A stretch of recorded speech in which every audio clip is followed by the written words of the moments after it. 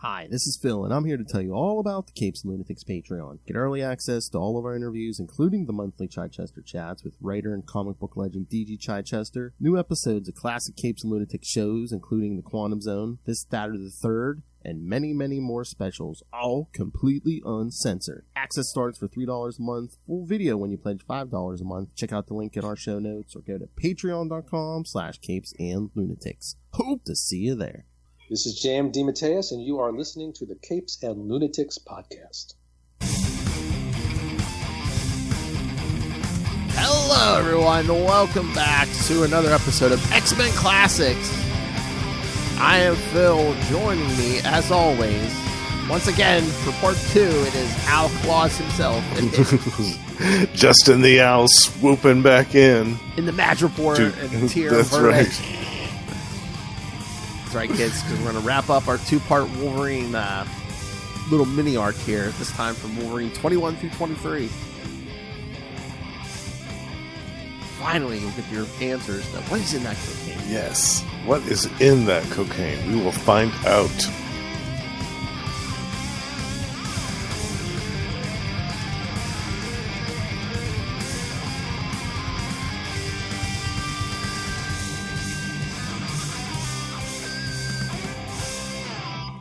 It's so funny. It's like Geist, the old man cyborg. It's like usually old people are like afraid of technology. He decided to go the other way with it. Exactly. Well, you know, anything to stay alive. Self-preservation. All right, should we jump in? Yes. All right. With another great cover. Oh yeah, all these were good covers. Yeah. Oh yeah, this one is like just Wolverine's face. Yeah. All right. He's got the coke rage. Yeah. Everyone loves cocaine. Poor Charlie. You never knew that would outlast you. Jesus. All right. Wolverine number 21 from February 1990. Battleground. Which is like last time. Writer Archie Goodwin, penciler John Byrne, inker Claus Janson, colorist Clennis Oliver, letterer Jim Novak, and editors Bob Harris and Daryl Edelman. At the Australian headquarters of the X-Men, Psylocke attempts to contact Wolverine telepathically. She tells her teammates Havoc, Dazzler, and Colossus that she is unable to pinpoint his location to Central America. She is able to pinpoint his location in Central America. However, she cannot contact his mind and tells her friends that he is out of her power to help. So yeah, kids, this is around the X-Men 250 because yes, Storm's gone. You know, I think they think she's dead, but meanwhile, she's a prison of nanny and orphan maker. Right, they're doing weird experiments on her. Regress her to a child. Yeah. Yeah. And the X-Men, I think, are about to travel to the Savage Land, and then when they come home, they get ambushed by the Reavers. Yeah. Yeah, and that's when things go from bad to worse. Which I think it's in the last issue of this one where they say, "Oh, this takes place before Uncanny X-Men." Was it 251 or 252? You know. Oh yes, yeah. One of these issues. That's when Wolverine returns and gets ambushed by the Reavers. You know, they cover with him on the giant. Yes. Kids. Yeah. Yeah. On the giant S&M cross kids. Yeah, that's awesome.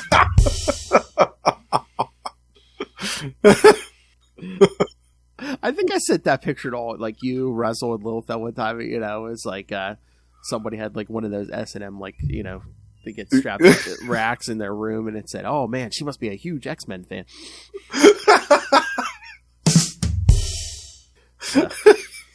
Who wants to volunteer to be the Reavers?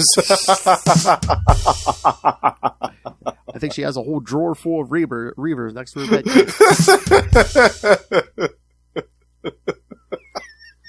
Battery's not included. You know what Lil Hellfire's trying to create. Yes. Lubricated eels are the best. That army of sex robots Lilith is trying to create. I wonder if my wrist is ready for that. All right. In Terra Verde, Geist and Caridad's soldiers find the crashed helicopter and begin trying to track down Wolverine, Bandera, Sister Salvation, and Roughhouse, who have escaped from them.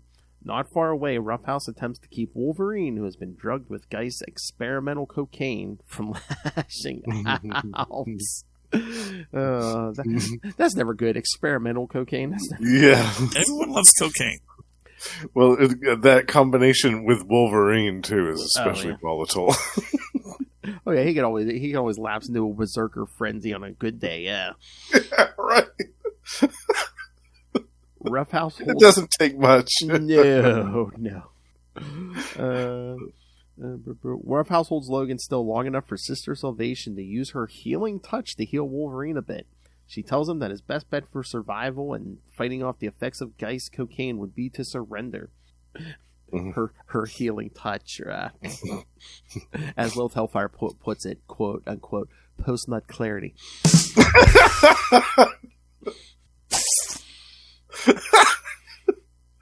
This man knows what I'm talking about. I know exactly what she's talking about.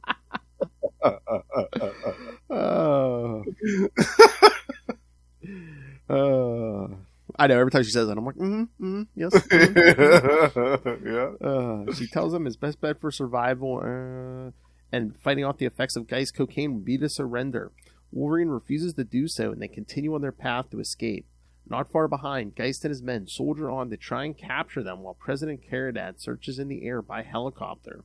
Bandera is leading her rebels as well when they come across an army of natives armed with their weapons poised to kill. As Geist continues to track the escapees, Roughhouse and the others duck under a partially uprooted tree in a swamp. There, Roughhouse tries to keep Wolverine contained so his drug-induced mania doesn't reveal their location. Wolverine begins to hallucinate and envisions himself fighting through an army of Nazis during World War II, which he probably did. During the battle, he easily kills the soldiers and destroys one of their tanks, although he is caught in its explosion. As he slowly revives, he is visited by a vision of Sister Salvation, who heals him and tells him he must go alone to the castle that overlooks the town. She tells him that he needs to be his own healing factor. In the real world, Roughhouse wakes up to find that Sister Salvation is using her healing powers on Logan again. She asks Roughhouse to help her contain him because she believes another violent spell is about to hit. In Wolverine's hallucination, he gets to the castle that overlooks the German town, then finds Geist shaving Adolf Hitler and giving Hitler some advice on his latest test subjects. Wolverine bursts in and attacks Hitler and is surprised when the Nazi leader turns into snow. Attacking Geist, the creature inside his body reveals itself, transforming into a giant mass of a creature calling itself Spore. Spore promises to tell Wolverine its origins before consuming him, and then envelops Wolverine's body. In the real world, a storm has hit the jungle, and Roughhouse is finding it difficult to keep Wolverine contained, and notes that the feral mutant is worse than ever. Sister Salvation realizes that the only way she can help Logan now is to hold him, and tosses her nun's hood to the ground.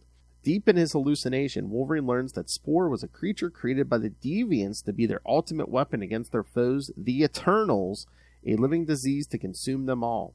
The Eternals would have a hard time fighting off Spore, but the creature would meet its end when the Celestials would return to the Earth. Spore would face them and be seemingly destroyed. However, his essence would end up in the soil that would ultimately become President Caridad's cocaine plantation. His being being cultivated into the drug.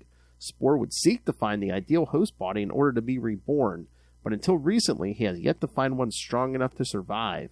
With its origins explained, Spore then attempts to absorb Wolverine and use him as a host body. Remembering what Sister Salvation told him, Wolverine wheels his healing factor, represented by duplicates of himself, to appear and ultimately purge Spore from his system. Waking from his hallucination, Wolverine thanks Sister Salvation for her help in healing him and getting him through the worst. She tells him that she couldn't abandon anyone who suffered. Just then, they are found by Geist and Caridad, who thank Sister Salvation for leaving a trail for them, holding up her nun's hood. When Logan asks her how she could betray their position to Caridad and his men, she explains that Caridad has her son. And then it doesn't even say in the hallucination. She kisses him, so you're like, did that really happen? But then they kind of hint that it kind of did, maybe in the real world, that she did kiss him. Yeah. There's some insinuation that it did happen for real. Yeah. So, yes, kids, the healing hands weren't enough. She had to use her mouth. Amen. That's the salvation I'm talking about. Amen. Hallelujah. Well, notice she didn't do that with Roughhouse, though. No. Must have a thing for little hairy Canadian men. Yes. All right. Thoughts, Justin? This was the one that kind of made me think, holy cow, I love this story. Mm-hmm.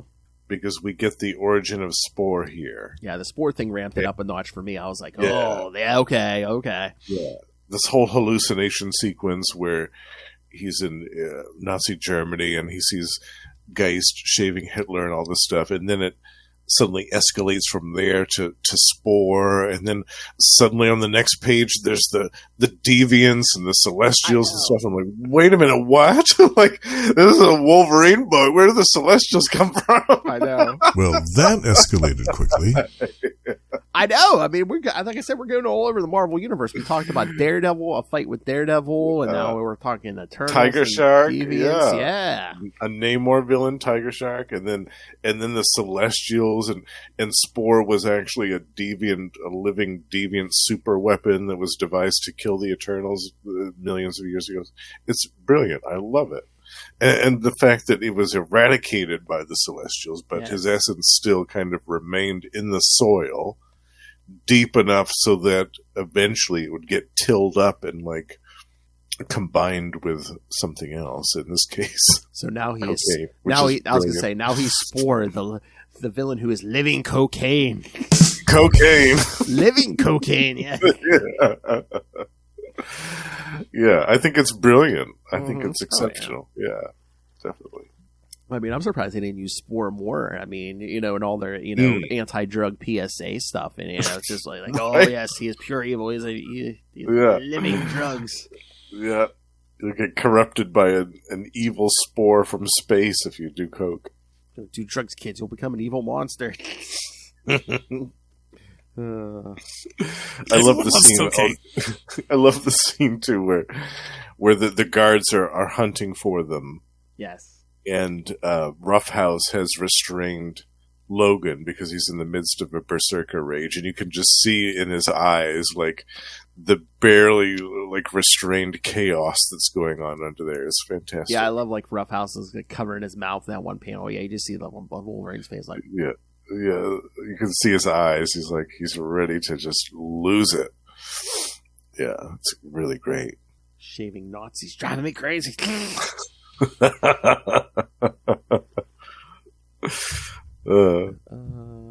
we got a comment. Russell now, okay. Oh, Russell. Hi, Russell. We should have got DEAR Daredevil. I know. That seems like a missed opportunity. I mean, we almost did, Russell. In part one, they mentioned, a fight Daredevil had with a guy on this, like, amped up cocaine, so. Yeah. A very brief battle with Daredevil. Until he dropped dead of a heart attack. Yeah. So, yes, Russell, the Deviants created this super cocaine. Well, them with the help of the Celestial. Yeah. Inadvertently, yeah. Yes. But yeah, that little twist made me realize, holy cow, I love this story. Just went from being cool to like being great. That's what I said. I love we're getting little bits of the Marvel universe intersecting with this thing. Yeah. It's nice to see that in a Wolverine book, which for the most part I think had been kind of its own thing for a while. Like Madripoor was kind of its own section that not a whole lot. I mean, you saw other people there from the Marvel Universe, but not as frequently. Yeah, and again, especially at this point, because, the X-Men are thought dead and stuff, so... Right. And then sought legal counsel from Jennifer Walters. Poor Carcass did all the space cocaine. Yeah, Carcass. Oh, poor Carcass. Everyone loves cocaine. Oh, but Russell, last episode we did say we're gonna have to do a crossover with Gamma Charge where we cover the what is it, 2 issues with early in this series, Wolverine and Joe Fixit. Yeah, definitely, both in their tuxes. Yeah. All right. Anything else? Should we get to the next one? Yeah, I think we can move on to the next one. with another hallucinatory sequence opening. Oh my lord, that cover, look at that.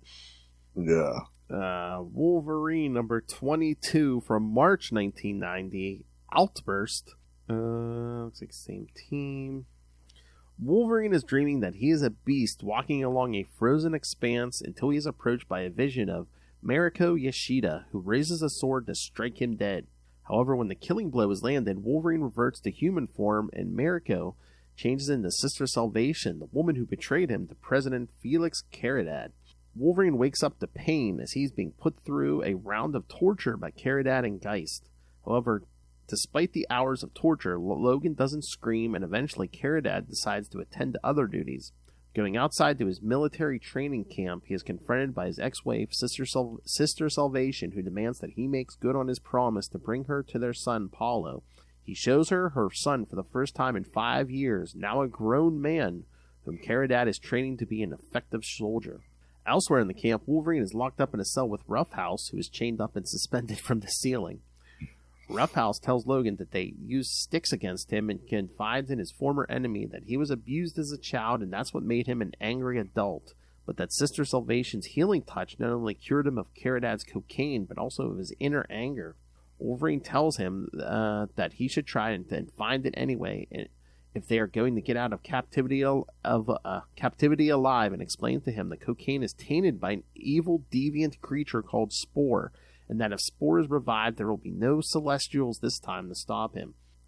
Back with Geist, Caridad reflects on the story that Wolverine told her the threat of Spore's influence in the cocaine and expresses his desire to give up on creating a superhero for his country and burn the crop. Geist, not wishing to give up on this endeavor, suggests that a monster can be destroyed because they have Sister Salvation on their side. Outside, Sister Salvation hears from her son that he is not happy to be a soldier and only does it to make his father happy. They are called into Caridad's bunker, unaware that someone is killing the guards around the base. Inside, Caridad tells his son that he intends to make him a hero as Geist loads up a dart gun loaded with the Spore-tainted cocaine. In the cell, Wolverine goads Roughhouse to use his strength to break free of his bonds, and he manages to do so when he hears Sister Salvation screaming. After Wolverine is freed, they storm out of the cell to find the prison deserted. Recovering his costume, Wolverine and Roughhouse go outside to find all the guards have been killed by arrows. Rushing into Caridad's bunker, they find that Sister Salvation is fighting with her husband, upon learning that he intends to inject his son with the tainted cocaine. Geist attempts to shoot the boy with the drugs anyway when Wolverine and Roughhouse burst in. Wolverine deflects the darts with his claws. When it turns out they are redirected at Caridad, he stumbles towards his wife, asking her to heal him, but she refuses. Geist tries to escape by jumping out of the hole in the bunker cut by Wolverine and lands right in the middle of La Bandera's attack on the base with her amassed rebels and the local natives who easily overpower Caridad's military. Inside the bunker, Caridad begins to feel spores spreading through his body and, convinced that he is strong enough to become a superhero himself, shocks everyone when he turns his own dart gun on himself and unloads it into his stomach, injecting himself with even more of the drug. Caridad's body is soon consumed by Spore, who is now reborn. As he begins to grow, La Bandera and her rebels break into the bunker, and Spore turns his attention on them.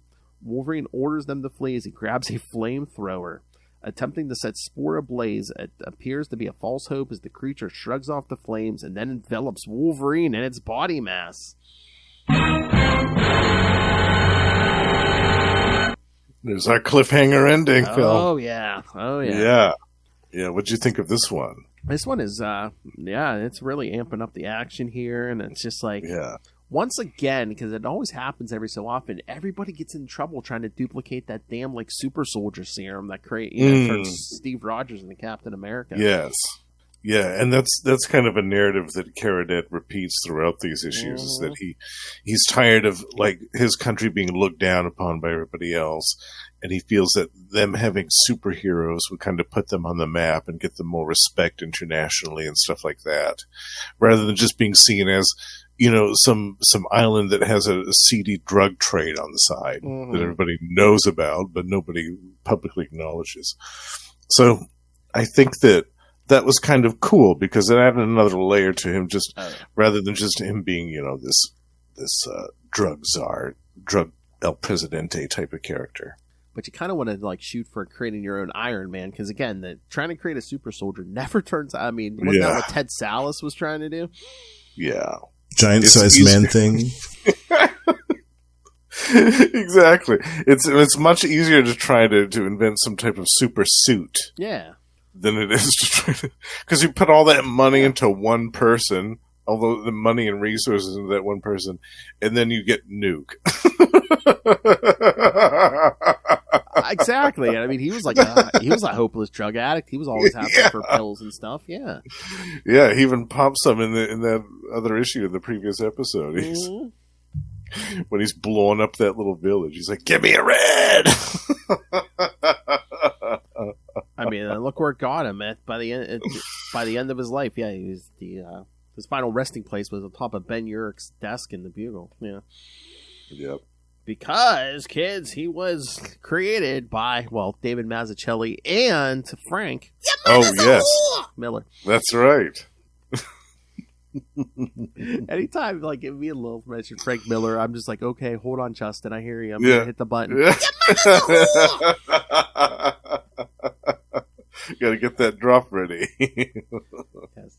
Or, I mean, if it goes horribly wrong, then it's Your mother's a whore!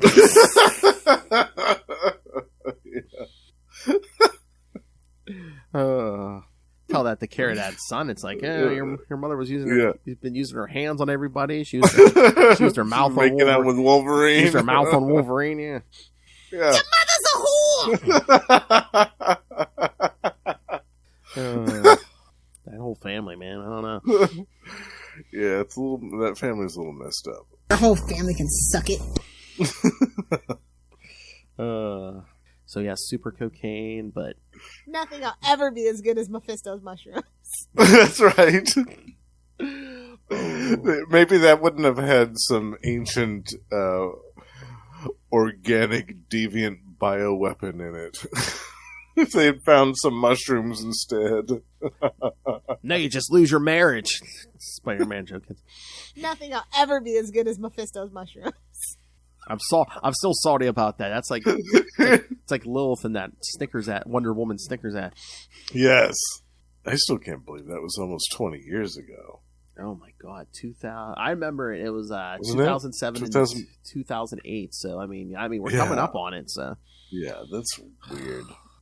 I'm like, really? I'm like, they let their like basically their flagship character sell his. I mean, I know they wanted to reboot it, but they let their flagship character sell his marriage to the devil. Yeah. Ugh. And again, like, what's Mephisto got to do with Peter Parker?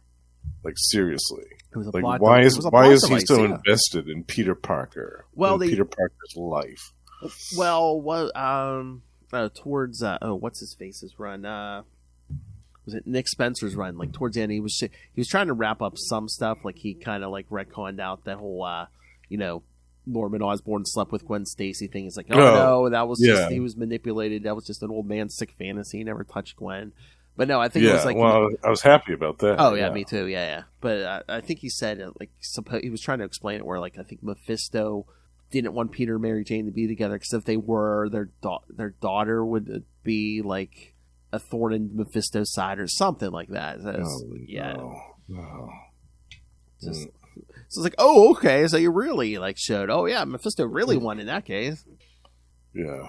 I had a hard time understanding Mephisto's stake in all of that. But I was gonna say we could cover that story here on a Marvel Tales probably because I don't think Lilith wants to come within 10 miles of that story. I don't know. I might pass on that. Maybe when we run out of some other things to talk about. All right. Should we get to the last one? Yes.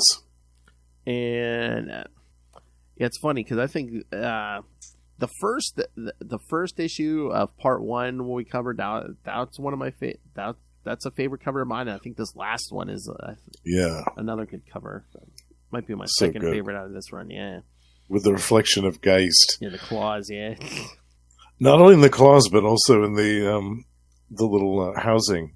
Oh the sheaths for his claws. Yeah. Oh yeah. Just the coloring. It's almost like it's in the dark. Yeah. So good. All right. So all right, kids. We're gonna wrap this up in Wolverine 23, April 1990 endings. this time Byrne pencils and inks his own stuff. Yes. So, yeah. Back to the classic Byrne look for this one. He's like, let's bring it on home. I'll ink it myself. Yep. Though the infected body of President Caridad, Spore lives again and is now growing at a monumental rate. This deviant living weapon is bent on consuming every living thing on the planet, and now that it has attempted to consume Wolverine, the only thing that stands in its way is the young mutant revolutionary La Bandera. Before the creature can attack the girl, Wolverine manages to break free and begins slicing into the creature while ordering everyone to get back, telling Roughhouse to take Sister Salvation with him. When Sister Salvation refuses to go back, she convinces Logan that perhaps her healing touch can help them defeat the creature. Agreeing to give it a try, Wolverine and Bandera work together to incapacitate Spore long enough for Sister Salvation to get close. Sure enough, as soon as she begins using her healing powers on Spore, the creature begins to dissolve. She ultimately destroys Spore, but it comes at the cost of her hands being heavily burned and the loss of her healing powers. With the threat of Spore ended and the news of Caridad's death spreading the revolution, everyone begins to part company. Roughhouse decides to stay behind and help Sister Salvation rebuild her mission and help her in treating her son Paulo heal from the poisons injected in him by Geist. Logan decides to pay Geist a personal visit himself. He tracks him down to the mansion he was stationed in at the capital city of Tierra Verde. There he confronts Geist and informs him that he burned all his papers, money, and remaining cocaine supply and informed the locals of Caridad's death. Wolverine then uses his claws to slice up Geist's cybernetic bodysuit and leaves the withered old man to be taken away by medics and be made Tierra Verde's first political prisoner. Later, Logan learns that Geist was released and ushered out of the country and is angry that the new government allowed this to happen. He confronts them and they only wash it off as an extradition matter, causing Wolverine to storm out angrily. Bandera follows him, and Logan warns her that this is the sort of thing she will have to watch out for in the future, and wishes her luck in defending her people. On his way out of town, he is confronted by CIA agent Jack Bascom. Logan learns that Geist, another info dump. Logan learns that Geist was their informant, and the CIA was involved in the whole operation to remove Caridad from power, finding his cocaine dealings embarrassing to American interests. The fact that the CIA would work with an ex-Nazi disgusts Logan, but Bascom leaves with him with some parting advice that sometimes there are worse enemies than your old enemies. So, yes, this Bascom showed up twice in the beginning and now at the end, both times to info dump.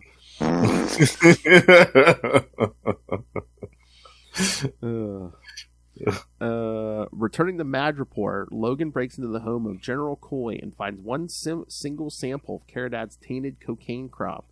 He then captures Coy and also Prince Baron and takes them down into the sewers of Madripoor. There he explains to them the dangers of the cocaine and figures out that Coy knew this and intended to use it on his rival, Tiger, in the hopes that she might go mad and kill Prince Baran. After destroying the final sample of the cocaine, he then tells the Prince and Coy to run for it as he will hunt them through the sewers. Both men flee, but Wolverine doesn't follow after them, satisfied with the idea of them crawling out of the sewers covered in filth.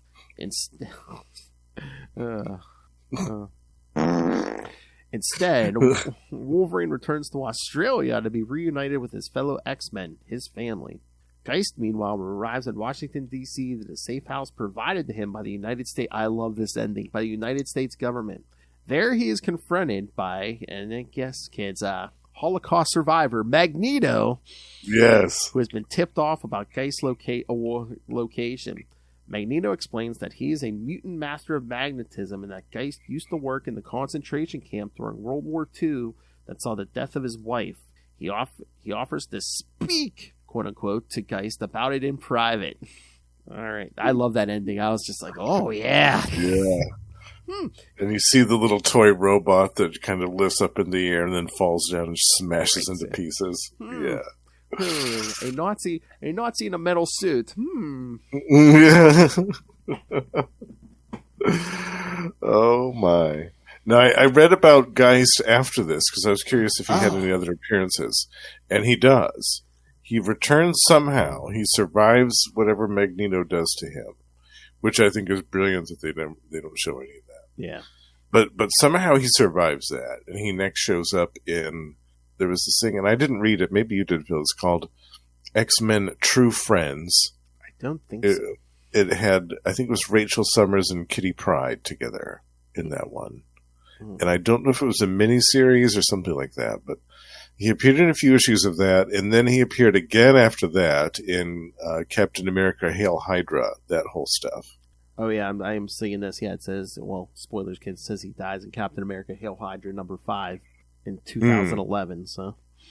Yeah, so that's the end of Geist, apparently. But then again, we thought it was the end of Geist in 1989 when Magneto had, or 1990 when Magneto had that little talk with him. So he could yet still return. Yeah. Oh, yeah, again, I mean, especially a cyborg, you can always say, you know, there's always a way to bring everyone back. Yeah. And of course it makes sense because Geist in German means ghost. Yes. Yeah. Oh yeah, I'm just reading the summaries here. Yeah, of course, yes, it says due to the exoskeleton, Geist is extremely long-lived, being well over 100 years old. Mm-hmm. Oh yeah, the Hail Hydra thing makes sense because again, it's like, oh, did I read that? I don't think I read that. I got to read that because I wonder if Steve Rogers encountered him in World War II and all. That would make sense. Oh yeah. That is true, yeah. That would be another thing. Even if he's dead, I mean, you could do World War II flashbacks and stuff. Yeah, show him when he was a younger guy. Yeah. Yeah. Oh, yeah, I'd love to see that. Oh, you know what I wanted to bring up to you? I don't know if you saw there's a new miniseries out. Only the first issue came out like a few weeks ago, but it's It's a Wolverine Madripoor Nights, but it's basically, it takes place around that Uncanny X-Men 268, so it's like, once again, Wolverine, Captain America, and Black Widow are going to team up. Oh, okay. Mm-hmm. All right. Interesting. So yeah, it's a miniseries.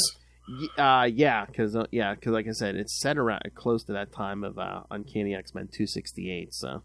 Oh, okay. Yeah, I'd like to check that out. And so of course, yeah, Jubilee and Psylocke were in there too. I don't know how big a part they're going to play, but yeah.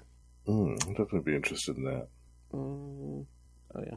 Well, of course, there's multiple covers, but yeah. Hold on, I'm trying to get it clear. There's the cover to number 1. Oh, nice. Yeah. I love that. Yeah.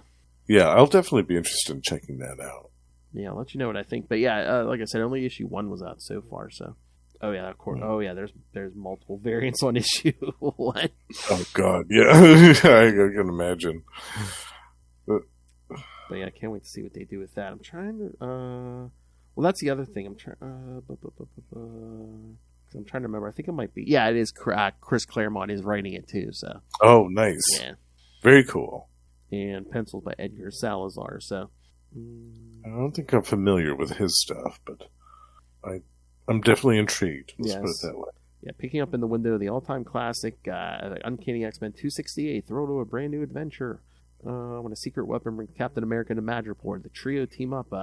You've been waiting decades for will finally come to pass as the mission brings Logan and Black Widow into a race against time against a multitude of foes, including the Hand. The Hand, nice. So. Very cool. Yeah, I'll definitely be interested in checking that out. Yeah, that's neat. So yeah, kids, if you that's current Wolverine stuff, and then in the regular Wolverine book, the Sabretooth War is going on. Sabretooth and a bunch of his multiversal, basically built a multiversal army of himself. So. Oh, yikes. They basically trashed a bunch of Logan's friends, so he's out for blood. Didn't that get some type of parental advisory warning because of the violence? I think Russell was telling Oh, yeah. I mean, I don't want to spoil too much, but Sabretooth cuts up at least one character and like spells out a message for Logan with the body parts. Oh, okay. Yeah. Nice. Yeah, it is bloody, but it's good. Oh, because Lilith was telling me, because we were talking Wolverine, she's like, oh, that sexual tension between Wolverine and Sabretooth. I said, not in that, not in that. Well, if there's different multiversal versions of Sabretooth, there's one of them's going to have some sexual tension. I think there was even like a female one, so there could be. But she wasn't a redhead, so I don't know if he's going to go for it. Well, still, Tiger wasn't a redhead. True. And, yeah, he was all over her in the beginning of this story. I shouldn't say that. I mean, he likes redheads. Yeah, he does like Tiger, and some of the dark-haired ones. I was gonna say, I guess no blondes, but I don't know. It seemed like there was a point there. Wasn't he flirting with like Carol Danvers for like 2 seconds? Or Was he? Oh, what era was that? I forgot. I thought there was, but I don't remember that. oh, you know what? We need to get a Ray crossover in here. We could do something with Jessica Drew because she did pop in and out of the Wolverine book. Yeah. I was thinking too earlier where this is the 50th birthday of Wolverine. Mm-hmm. Next year, I think we're going to have the 50th birthday of Moon Knight. Oh, maybe. Yeah. If my memory serves me correctly. So I think we should do a crossover with We Are the Night. Yes. I mean, Into the Night. Yes. I've got all the nights crossed up. Into the Night. The Moon Knight podcast. Well, you discovered the guy, I guess. Hold on. Yeah, you're right. I think it is 70. I think it will be next year. Is it 75? What? Werewolf by Night 20. Werewolf by Night. 20. Is it 20? Wait, what issue number is it? 32. 32. Why am I thinking 29? 32. I'd look at the poster on my wall. It's the cover. Oh, you have the cover on the wall. Nice. Yeah. Yep, 1975. Yeah, release August 1975. So next year will be Moon Knight. Yeah, I was thinking we should do a crossover with Into the Night, the Moon Knight podcast. Yes, get some Moon Knight action going. Yeah, we'll have to look through some good Moon Knight stuff. There's a ton. Oh yeah. I'm just trying to think. I'm like, is there anything Ray hasn't covered yet? But it don't matter. West Coast Avengers. Oh yeah. Secret Avengers. Mark Spector, Moon Knight. There was some Acts of Vengeance stuff in there too. Yes, and Mark Spector, Moon Knight. Yeah. Basically, I'm basically down for any Moon Knight if it's not Bendis. Yes, likewise. Yeah, likewise. I avoid that one. Bendis. There's a couple other ones I'm not as fond of, but that one is the stinker. I still want to have like a big episode where we put Bendis on trial and everyone just like presents evidence. He would never agree to it. Oh, he won't be here. We'll try him in absentia, but yeah. Oh, okay. I know he wouldn't show up, but yeah, just have have someone present, like, oh, Exhibit A, his Moon Knight run. Exhibit B, his Superman run. Yes. Yes. I mean, Exhibit C is some of his Avengers stuff, because I know. Exhibit C, Avengers stuff. Yeah. New Avengers. Drove long-time Avengers fan Will from reading Avengers after that, Yeah. I mean, it was, to me, the biggest insult of that was just the fact that you had just come from this glorious run with Kurt Busiek. Mm. And at first it was George Perez, and then some other amazing artists took his place after. That amazing series that I still think is gold. You come after that, and then you just kind of shit on it. I just, I don't know. It bothers me too. I'm with Will in that camp. There was a definite shift that took place. Well, again, it just seemed like he went for the easy, just like the money grab, where it's like, I know, let's put Spider-Man and Wolverine on the Avengers. Yeah. Yes, yeah. Where I still maintain that could have been done in the Ultimate line, mm-hmm. and it would have been fine. It would have been completely palatable, and it would have been great. Yeah. But I still think having Wolverine on the Avengers is stupid. Yes, I do. I'll go to my grave maintaining that position, especially the same team as Steve Rogers, because yeah. Like, how many men have you killed? Yeah, okay, right. Steve Rogers is gonna be fine with having you on the Avengers. Okay, yeah, and he's a member of 5 different teams now: the Avengers, X-Force, X-Men, Fantastic Four. That's what I'm saying. Yes, because Spider-Man and Wolverine weren't up to anything every month. Yeah, weren't up to 20 other things every month. Right. And as we see in this story, like, Wolverine's doing all this globe-trotting. He's going from Madripoor to Tierra Verde to back to Madripoor again at the end. Like, he's all over the place. And I get he's supposed to be this, like, closed-off guy, this, like, mysterious figure. But I'm just like, like he would disappear on the X-Men and then come back, and like he wouldn't tell them where he was at. But like, why wouldn't you tell them about this?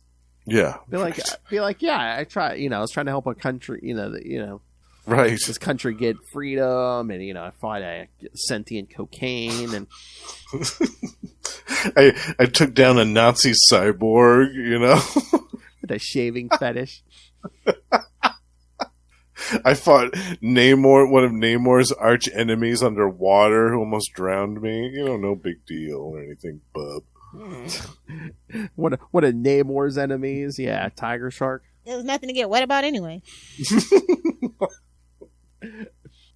What I was waiting for at the end of this story, though? The one thing I think they robbed us of when Wolverine finally confronts Geist, I was waiting for him to pop those claws and be like, "You like your shave? I'll give you a close shave." Yeah. How about you get a close shave? Although he kind of did, cutting that cyborg armor off. Yeah. Yeah. I'm an old man. Yeah. I loved how he had that one little, it was almost like a cable or a piece of wire sticking out of his shoulder that was where his arm was supposed to connect. Oh, yeah. Just kind of wiggling around in the air all impotently. I'll get you. I'll get you for this, Wolverine. Oh, it was great. It was absolutely great. I love how over the course of this story, rather, we have the fact that this is a really unconscionable, like he views humans as basically just lab rats to be experimented on, and has maintained this view and harbored this view of human beings for decades because he was a Nazi scientist who committed all these horrible atrocities against people of the Jewish faith in concentration camps during World War II. So you've had all of these issues to build him up as being this really atrocious, awful villain, like this nasty piece of work. And then at the end, you have Wolverine kind of take him down and everything. And then you kind of get the gut punch that no, he was actually put there by the CIA. He's been working as a triple agent, blah, blah, blah. And he's loose. He's free now. Like all of Wolverine's actions, it appeared like they didn't amount to anything. Yeah. But then you have that brilliant little piece of Magneto at the end, which just solidified this as being one of my favorite Wolverine stories. I thought it was a brilliant way to close out everything. And the whole thing really is just really well written. The Archie Goodwin script, just on all the issues, is really good. And the pacing, too, of this story is really well done, even with the 2-issue Acts of Vengeance stuff added in. Oh, yeah. It didn't feel like it detracted from things. It didn't feel like it slowed the pace down or revved up the pace either. It felt like it fit perfectly in amongst everything else. Yeah, the Acts of Vengeance thing, it didn't seem like it was like tacked on. It was like very organic to the story. I would go so far as to say I thought it was more organic here than even in the Uncanny X-Men stuff. Like I like the Psylocke stuff, but I'm just like, oh, well, it's like the Mandarin got his hands on her. Oh, there's your Acts of Vengeance, right? The Mandarin showed up in an X book. There's your Acts of Vengeance crossover. Yeah. And the Mandarin, like I think we even talked about in that episode, didn't even really need to be there. No. And they even created a character that had the same image, like the same physical image of him in that story, so that they could use him in X-Men without it being the Mandarin. Yeah. I forget what his name was, but I think they just made it the Mandarin so it would count as an Acts of Vengeance. Claremont was just like, okay, the Mandarin's here. It's an Acts of Vengeance cross. Yeah, because otherwise it didn't have to be the Mandarin. Yeah. But originally it was, I think he probably meant it to be somebody else, some high-ranking member of the Yakuza or something like that. Yeah. Oh, yeah. Yeah. But yeah, I mean, I'm surprised. So Guy shows up 2 more times at least, but I mean, they left it open to bring him back. It would have been great if they would have brought him back as like a big X villain, because totally. Because again, at least here he's been humbled by Wolverine and Magneto, so yeah, it makes perfect sense. He'd harbor a grudge. Maybe Magneto rips him apart, and it'd be great if he came back. He's like, I rebuilt myself with like Sentinel tech or something, and or like the techno-organic virus. Yes. Yeah. Just Definitely. He's like, yeah, I'm going to hunt down mutants, and he's like, do experiment on them because like evil Nazi scientist. Yeah, make a new version of the legacy virus or something like that. Yeah, definitely. Yeah. And also I read that La Bandera didn't appear again after this. What? This was her only appearance, which I thought was a real wasted opportunity. She was really cool. Yeah, she was really cool. And how often do you see like a Cuban superhero? Like exactly. And in 1989 it was rare, but unfortunately 30 years later I think it's still rare. Like I can't think of any Cuban superheroes. I thought if anything it would it was the 90s were starting. I thought they'd jump at the chance like, oh, look at this cute female superhero. Oh yeah. Yeah. And she's got a neat power that's kind of different. It's unique. It's not your typical. Although storytelling wise, is that kind of limiting, or is it just like, oh yeah, her power is going to work in like political hotspots and stuff? Right. She can only go to places where like people need some type of revolutionary action taking place. I mean, unless they kind of adapted her powers, just like she can feed on people's willpower or something. They could have. I'm sure they could have. Yeah. Or maybe in despondent areas like crime-ridden parts of the city or stuff where people are really down. She can kind of rally them up and give them hope and courage and things like that. Yeah. Or even just like she's always working with mutants because it's she's feeding on their feelings of being downtrodden and stuff. And yeah, they're constantly marginalized, so they have a constant need to feel inspired. Yeah, exactly. Right. All right. Yeah. But yeah, this was a good pick, Justin. Both of these. Nice, thank you. Yeah, I'm glad you liked it. I was like, wow, 7 is. I'm surprised they didn't like make it like it's put a border at the top. Name this arc because again it was like 7 issues. So I'm just like, yeah, this could fit into a trade paperback and read really well because it's very self-contained. There's not a whole lot of stuff from previous or from the stuff that came after it.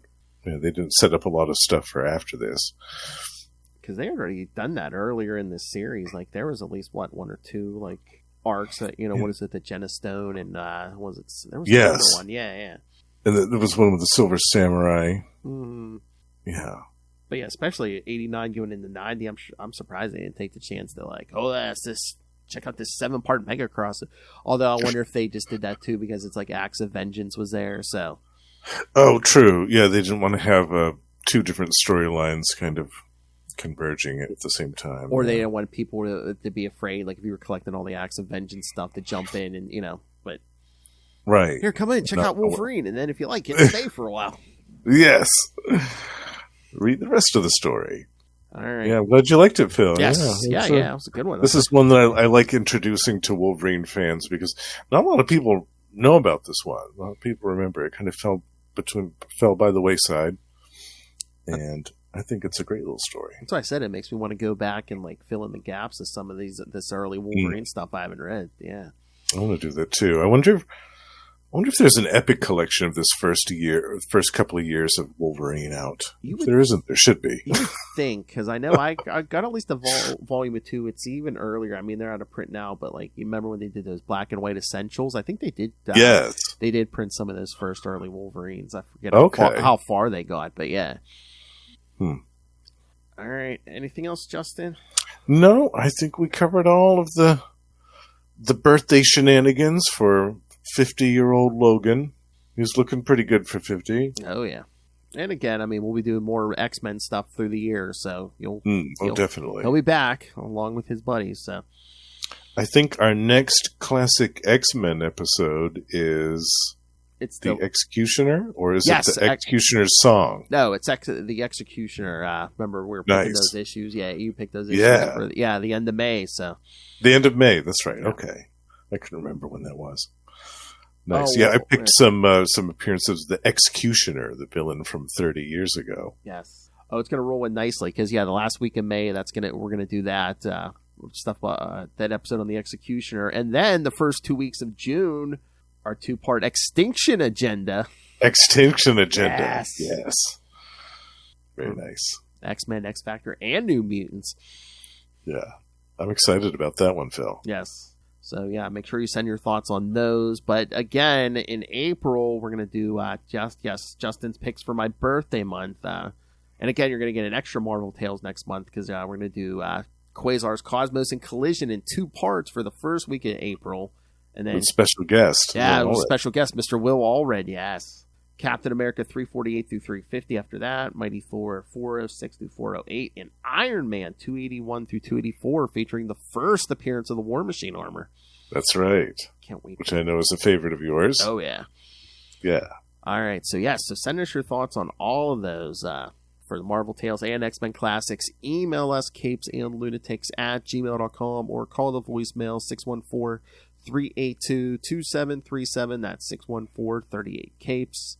And remember, you can find all things Capes and Lunatics episodes, social media, merchandise. Help support us, buy some merch, or go to that Cash App link if you just want to send us some money. Make it rain. And, of course, the Patreon. Once again, if you want to hear me and Lil talking stuff other than comics, completely uncensored, check it out there. We just reviewed the AVN Awards. When you hear this in March, you will... You should probably by now you've heard Lil Hellfire's conspiracy theories, some of her favorites. So I'm looking forward to that one in particular. Oh yeah, I think she has to like make a list because she has so many. Keep them organized. Exactly. All right, so you can find that at everything I just mentioned at tubespace.io/Capes and Lunatics Podcast Network. That's tubespace.io/Capes and Lunatics Podcast Network. More vicious and brutal than ever. All right, now on to this Justin the Owl, the king of podcasting. You can hear him here every week, either on Marvel Tales or X-Men Classics or both. You can hear him twice a month on Electric Mullet, the Superman podcast with me and Tyler Patrick. You can hear him monthly on the end of the month on We Are the Night, the Batman podcast. Talking all things Azrael. And then also once a month with me and Russell on Energon Universe, talking all the new Transformers and G.I. Joe stuff from Image Comics. But look, that isn't all. So that's not all. Justin, what else are you doing? You can also find me and Russell over at Gamma Charge, the strongest podcast there is, where 3 times a month we talk about the Incredible Hulk and the Sensational She-Hulk. And we also have a Patreon, so do check that out. We do bonus episodes every month for certain tiers, and if you pledge anything, you will get a mention on the show. And also, twice a month, Russell and I are joined by our friend, the High Priest of Khonshu himself, Ray, for Predator and Prey, the Yucha podcast, where we talk about Predator comics of the past and the present, the new comics from Marvel and the classic ones from Dark Horse. Russell and I also have Gone the Form of Man, the Etrigan podcast, once a month, where we are going back to the 70s with Jack Kirby's classic Demon series, which we're covering in its entirety. And last but not least, my solo podcast, The Lost Library of Legends, is still chugging along. And in March, my spotlight episode will be on a 90s title from 1994 from Marvel called Black Wolf. We're going back to the 90s here, bitch. I'm going to eat this up with a fork and spoon. Cock-a-doodle-doo. Oh, that's naughty. I'll be covering the whole Black Wolf series and an issue of Thunderstrike. Oh, yeah. Because that was the introduction of Black Wolf. And 2 issues of Daredevil, in which Black Wolf makes a guest appearance. Oh, yeah. So, all kinds of stuff in that episode. Oh, hold on, let me grab a handful of this. Is this man going to stop podcasting anytime soon? I don't think so. Doesn't seem that way. No. Superior puss. I'm a sucker for a guy with a powerful rod. It's the only way you stop him, kids. Alright. Thank you for joining us for these last 2 episodes for the whole month for Wolverine's 50th anniversary. Yes. Happy birthday, Logan.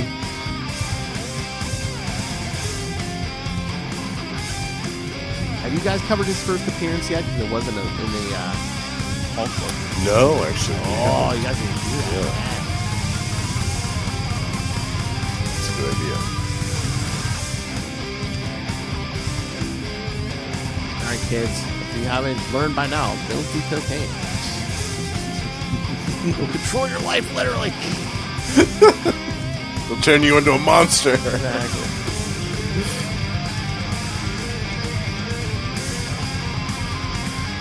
All right, kids. Come back next time. Schnicked out.